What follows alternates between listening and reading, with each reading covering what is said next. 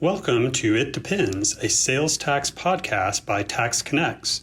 I'm your host, Brian Greer, joined by my colleague, Jeff Meggs, and we're super excited that you've joined us today. Sales and use tax can be confusing and overwhelming, but it doesn't have to be. Whether you work in an industry or a CPA firm, or just someone who wants to stay informed about the latest sales tax laws, we've got you covered. Periodically, we'll explore different aspects of sales tax. So whether you're a tax pro or a novice, in industry, school, or a practicing CPA, tune in and join us as we attempt to simplify the complexity of the sales tax world.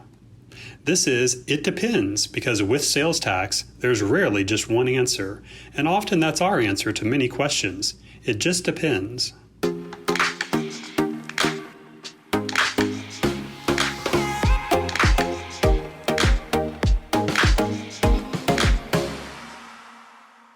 Welcome, everyone. Thanks for joining us today.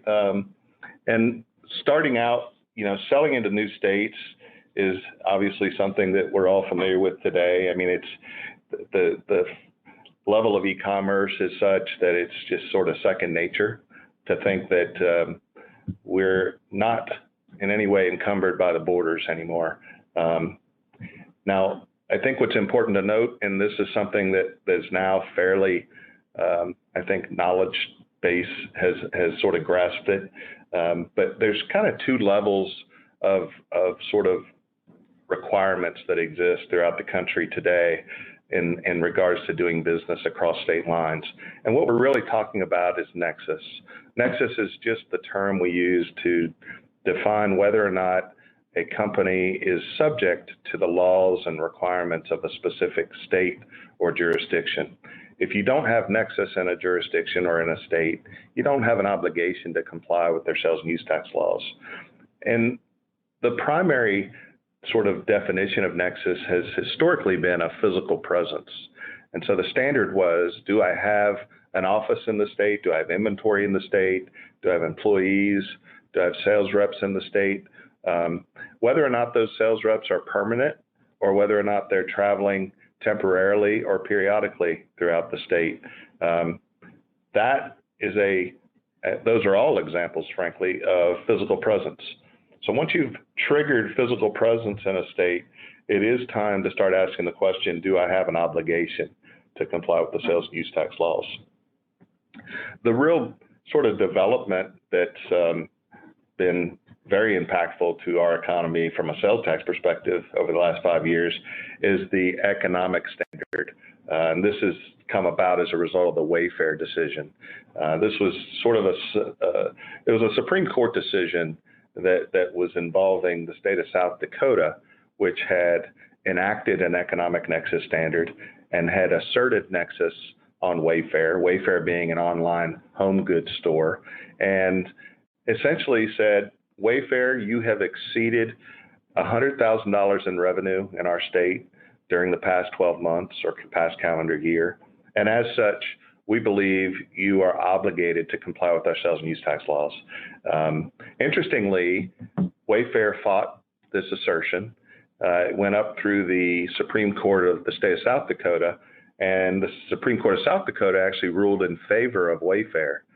And so the state then took it up with the U.S. Supreme Court, and in June of 2018, the U.S. Supreme Court ruled 5-4 in favor of an economic nexus standard. So they basically deemed this new law in South Dakota to be constitutional, and as a result, and as you might imagine, all of the other states sort of bought in. They all established their own legislation relative to an economic nexus standard.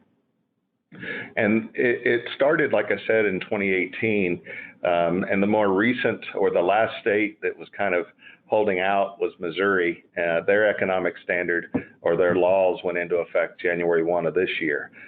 So in every state now, to the extent you exceed $100,000 in revenue during a calendar year or during the past 12 months, you should be asking yourself the question, have I triggered nexus for sales tax purposes? Now, that being said, there are states that are a little bit different. California, Texas, they have a $500,000 threshold rather than a $100,000 threshold.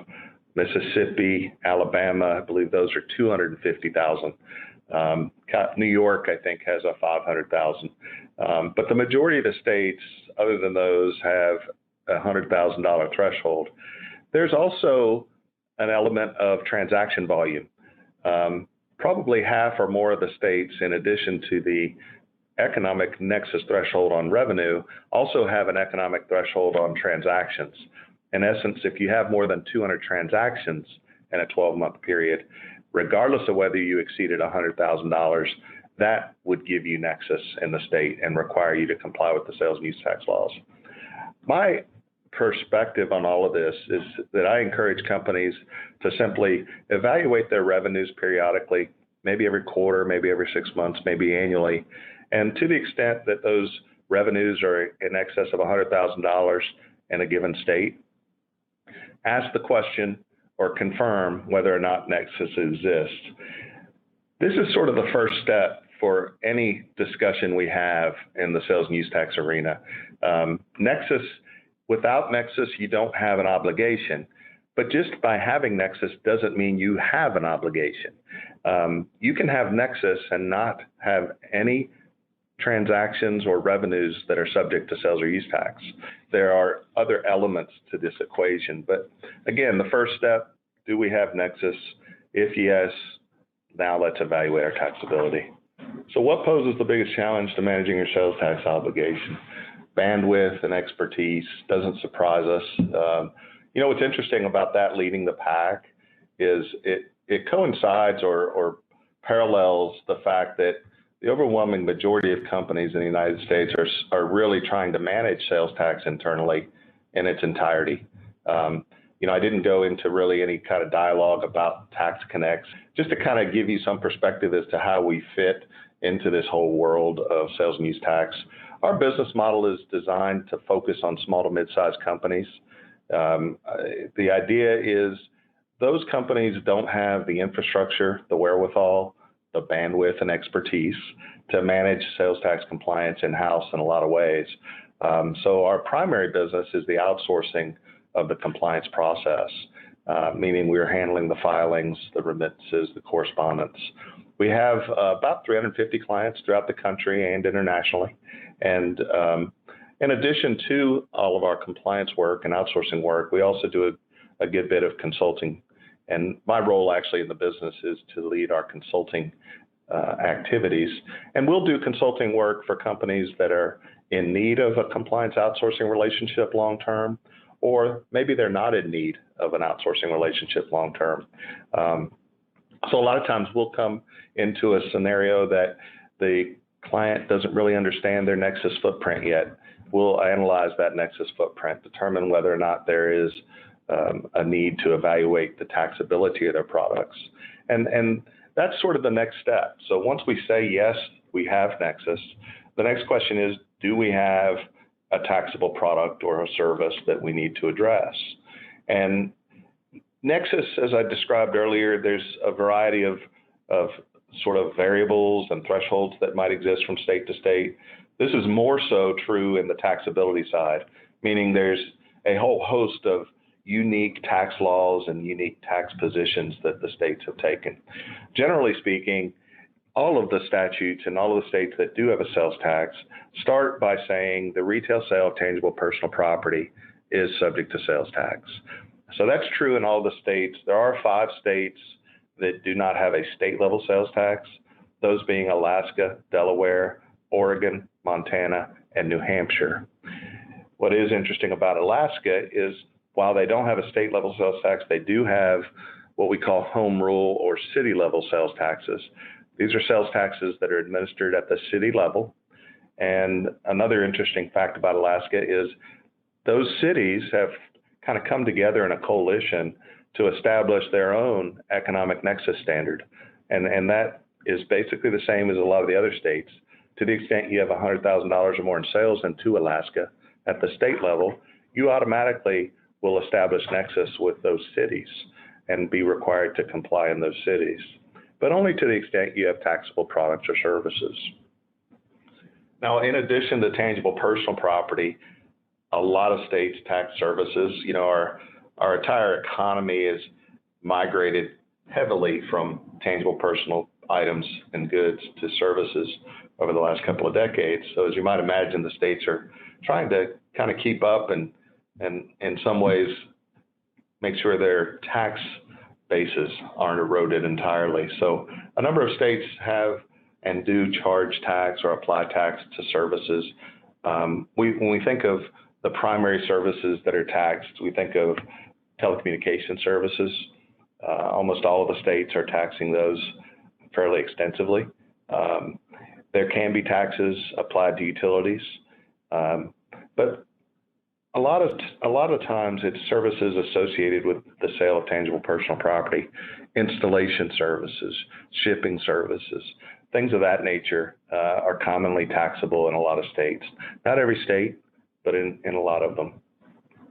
The other characteristic that exists out there, and this is true with particularly companies that are heavy in the service element of their business, is bundling. Bundling refers to simply taking a number of products, services, SKUs, and sort of packaging them together. Most common would be, in the old days, we would get a free cell phone if we signed up for cell service for a year. That's a bundle. And so there's in any given industry, there's sometimes a desire to bundle some services with tangible personal property, or maybe just bundle different services together, some of which might be taxable, some of which might be exempt. That bundling approach creates a great deal of anxiety.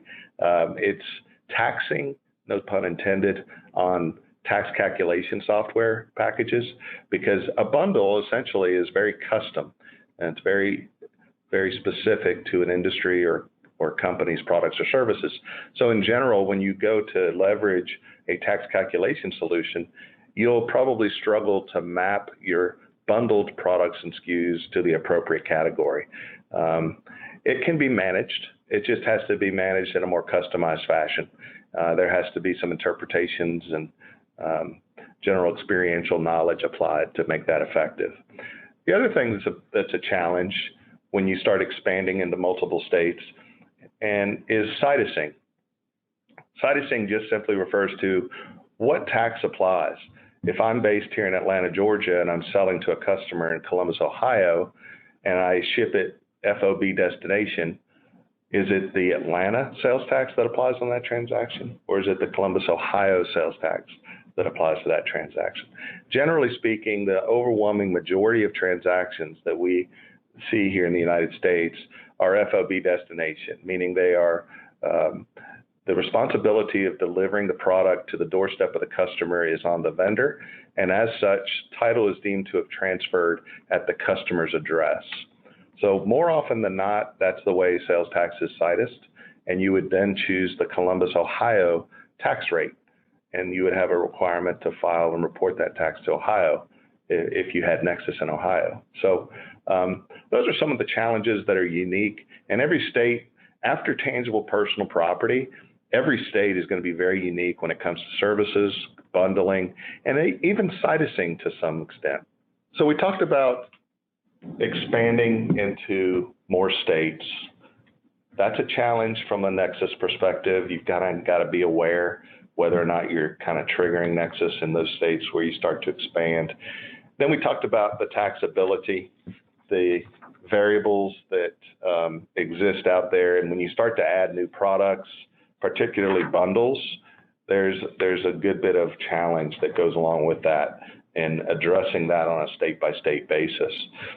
Another avenue that a number of our clients are facing and have challenges with is just the different sales channels, whether it be direct website sales for their own website. Maybe they've been operating in a retail fashion for a long period of time, and they're going to now enter the wholesale market. In other words, they've been selling maybe on a smaller scale, direct to consumer, and now all of a sudden they've got a major retailer that wants to carry their product. Or maybe they've sort of decided to leverage multiple boutique retailers throughout the country. So now we have wholesale transactions. And then finally, there's obviously a lot of us that are engaged in some of the online marketplaces, which we commonly know as Amazon, eBay, Etsy, those kind of companies. So let me just talk through those three primary sales channels. On the e-commerce side, essentially it's almost like you've got a brick and mortar store that's in the cloud. And so the real challenge there is usually situsing. In other words, if you did have a brick and mortar and people were walking into your store and picking up products off the shelf and then checking out at a register, those transactions would all be taxable based on that particular location of that store. So you'd have a single sales tax rate that would apply. Now that sales tax rate may have state, county, city, different components to it, but it would be fairly simplistic. When you get into the e-commerce world, as we've already talked about, you start to get expansion of your footprint in multiple states. You start to expand the taxability or the complexity thereof, and then you start getting into situsing rules. So you've got to be able to address all of that to be able to have a true and effective tax calculation. So the onus is on you to the extent you have your own website is really the way to think about that. When you get into the wholesale market, there's a different kind of complexion that comes into play here. For the most part, what we're dealing with is what we refer to as exemptions. Exemptions are basically scenarios where I'm buying something that's otherwise taxable. So I'm buying a colored pencil, and at the same time, I'm going to buy it to put it in the store. I'm going to put it on the shelves of my store and resell it. So in that particular scenario, I would qualify for an exemption as a customer, and that exemption would be for resale. To achieve that exemption, I have to be able to provide my vendor with some type of documentation substantiating that I have the authority to buy something exempt from tax. And that's where we refer to resale exemption certificates. So those are documentation requirements that would exist. I did highlight exclusions in the presentation today. Exclusions is just another way of saying exemptions, but it does mean something different. Exemptions are transactions that are otherwise taxable, but for the nature of the transaction or the nature of the purchaser. A nonprofit organization, a government agency, a reseller. Exclusions would apply when you're providing a service that is not subject to tax. So in most states, the services we provide here at TaxConnex are excluded from sales tax. So in the state of Georgia, we don't have a requirement to charge sales tax on our services. We're excluded from tax. The final piece to consider, particularly if you're primarily wholesaling, is drop shipments. The world of drop shipments can get somewhat confusing and complex as it relates to sales tax compliance. And the primary complexity here is what rule applies, what state's exemption applies, and how do you document that exemption? What are the options available to both the purchaser and the seller in terms of the documentation requirements? And then we're not going to go into that today. I think we've done another presentation that was entirely on drop shipments. Suffice it to say that if you're engaged in drop shipment transactions, you've probably already encountered a few of those headaches, and you probably could use some help. Maybe some options may exist for you that you don't otherwise realize exist. So drop shipments, particularly in the wholesale arena, are quite a challenge for companies. But again, the intent in the wholesale category is that we don't have a taxable event. We shouldn't need a tax rate. We shouldn't need a tax calculation. We should be able to achieve exempt status or exclusion status for those transactions. And then lastly, marketplace facilitators. One of the things I think that was a big part of the Wayfair decision, the economic nexus standard, was that it also introduced an opportunity to more economically and blanketly apply these rules to marketplace facilitators. A marketplace facilitator for purposes of sales tax is defined as a source, typically a cloud-based store that offers for sale products and services and also accepts payment processes payment for those products and services. And it essentially includes the logistics of shipping, but sometimes the shipping can be done by a third party. So Amazon, eBay, Etsy are all good examples of that. And in those examples, those companies are, for the most part, they have nexus in most of the states, if not all of them. They have an obligation to actually charge the tax, collect the tax, and remit the tax to the jurisdiction, even though they may be selling product on behalf of a third party. So if you're selling through Amazon, Amazon should be calculating all the tax that needs to be calculated for you, and you would not have a responsibility there.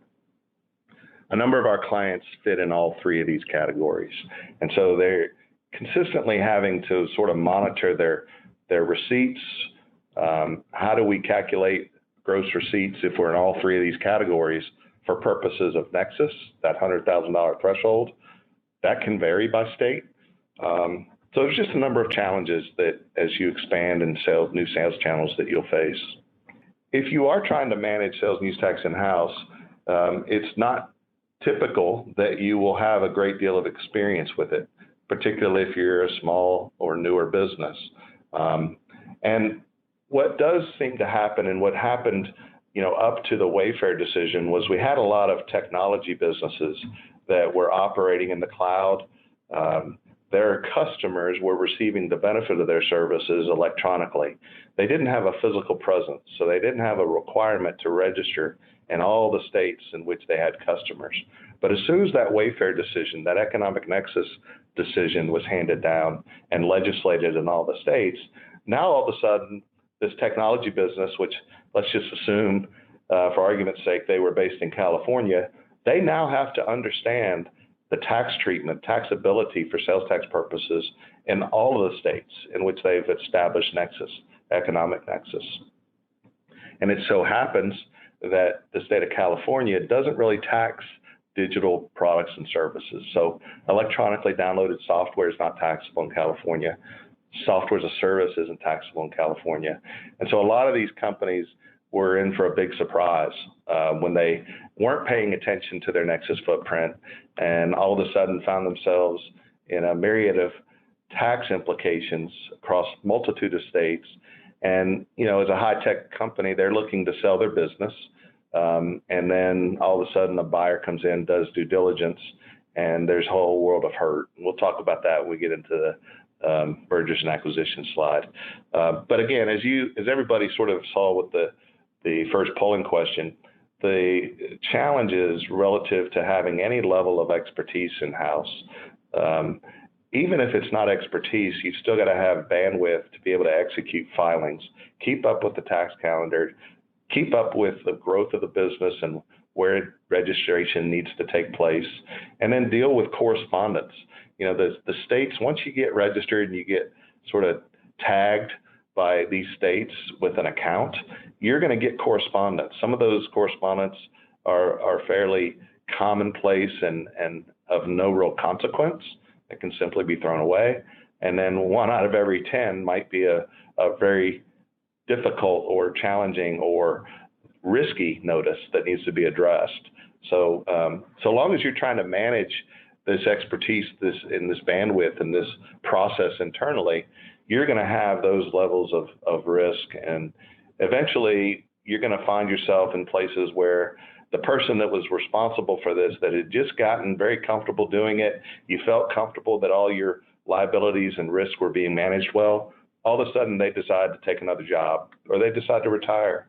And now what do? You've got this big void, and plugging someone into that, we have seen time and time again when that happens, companies, they just miss it. It was a part of that person's job who left. It wasn't their entire responsibility. And so they tried to plug the hole of that job without consideration for the full scope of the work. And you end up with delinquencies on the sales tax side, which leads to arbitrary assessments from states. And then you have notices that are being sent with these arbitrary assessments that have deadlines in which you can have appeal rights. Nobody's paying attention to those notices.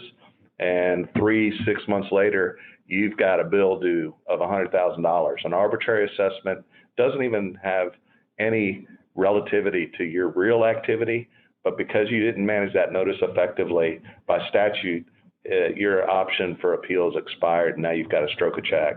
So there's real risk there that can exist, and that's just an example of one element of risk. There's a whole multitude of risks. Are we applying the tax appropriately? Are we citing our transactions appropriately? Do we have the right rates? There's just a whole host of things. Are we collecting and maintaining our exemption certificates? All those are factors. Components and activities that occur within that sales tax compliance environment are more than most of us realize. They do tend to expand. When you're operating 1, 2, maybe even 3 states, not a big deal. It's something that can be managed. When you start getting into 5, 10 or more states, you start to really you need to make sure you've got a good process. You got to have process controls and oversight to make sure things aren't slipping through the cracks.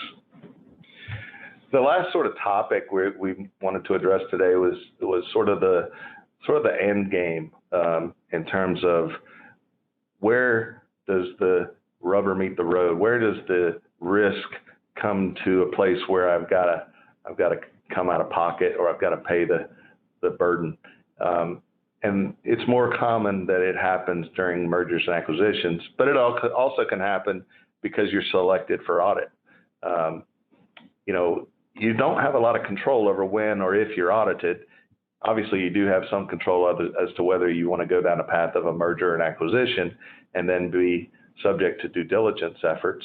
But, ultimately, you should always be asking the question, as a company, what are our objectives? Where do we want to be 3 years down the road? And if we are looking to ultimately end at an equity event, a merger or an acquisition, it's a really good idea to consider sales tax in that equation. If you go back 10, 12 years, maybe even longer, there wasn't a whole lot of noise around sales and use tax risk. And it was something that was hit or miss during due diligence. And when we've talked to CPA firms today and over the last 7, 8 years, particularly within the last 5, and we've talked with PE and VC, they all say the same thing. Sales tax is a huge factor in any of our deals. Now, it can be a huge factor just because they recognize the potential risk of it, and there are companies that have managed that risk quite well, such that it doesn't have an impact on the merger or the acquisition. But the more often than not, there's risk. Some level of risk exists, and it's because these companies are focused on growing a business. They're focused on product development, market development.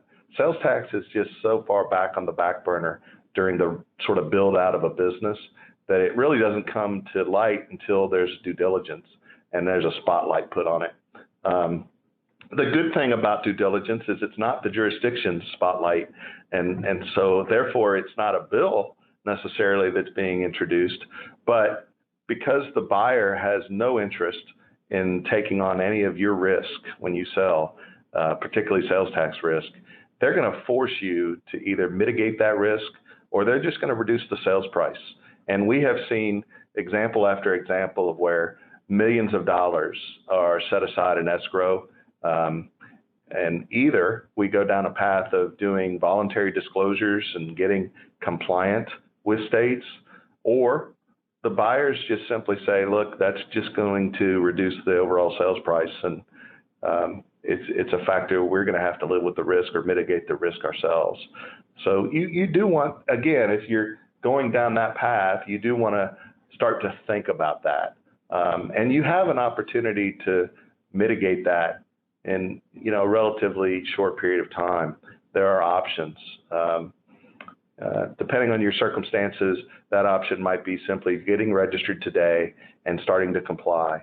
You're not necessarily looking to sell within the next 3 years. So if you get registered today, and of course I don't recommend registration unless you have both Nexus and taxable products and it's material to you, but get registered today, allow that statute of limitations to start running in your favor, and then 3 years from now when the due diligence occurs, their question is going to be, where are you registered? What's your filing frequency? Let us see how you're calculating tax. Do you have a process in place? And if you've got those boxes checked, it's going to be a relatively easy environment to navigate. So I think, just to kind of summarize where we have been throughout this conversation is pay attention to your ship to locations if you're selling tangible personal property. Pay attention to where your customer is receiving the benefit of your service if you're a services organization.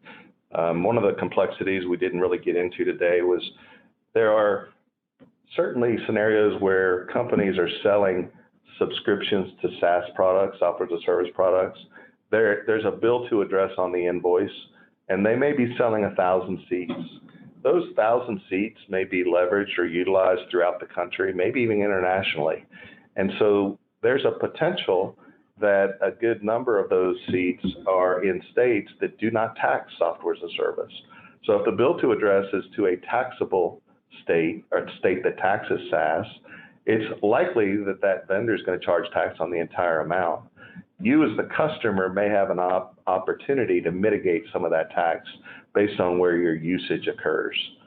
The flip side to that equation is if you are the vendor that's engaged in those kind of activities, you kind of don't want to know where all those seats are being used, because to the degree you do have that knowledge, you start to become obligated to bifurcate your invoice for sales tax purposes, and you could end up with 15 different sales taxes on the same single invoice.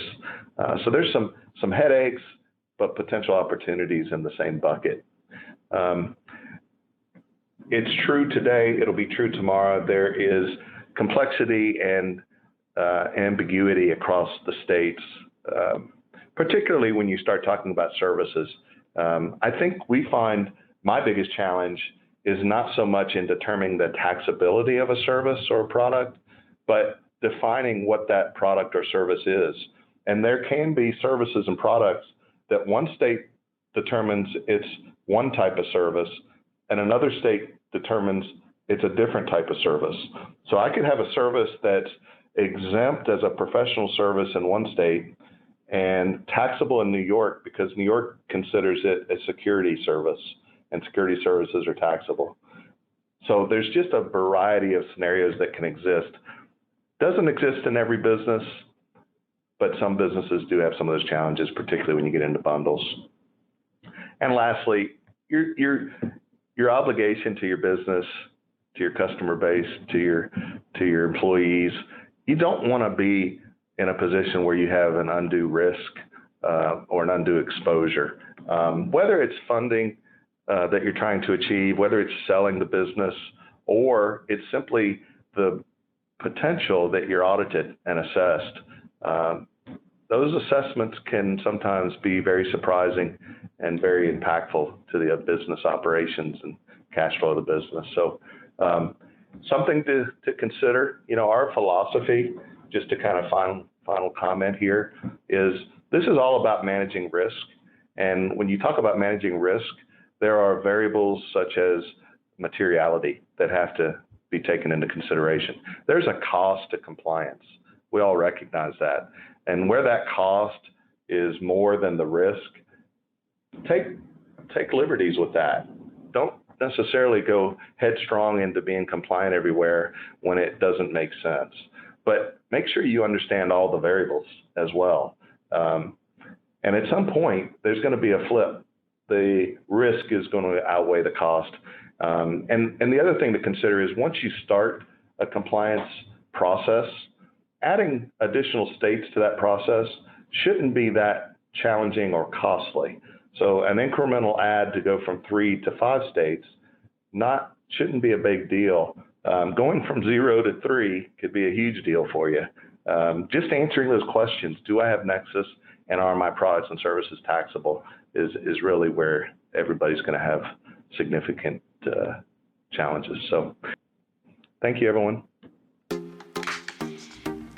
This has been It Depends, with another episode explaining the complexities surrounding sales and use tax. We'll see you next time.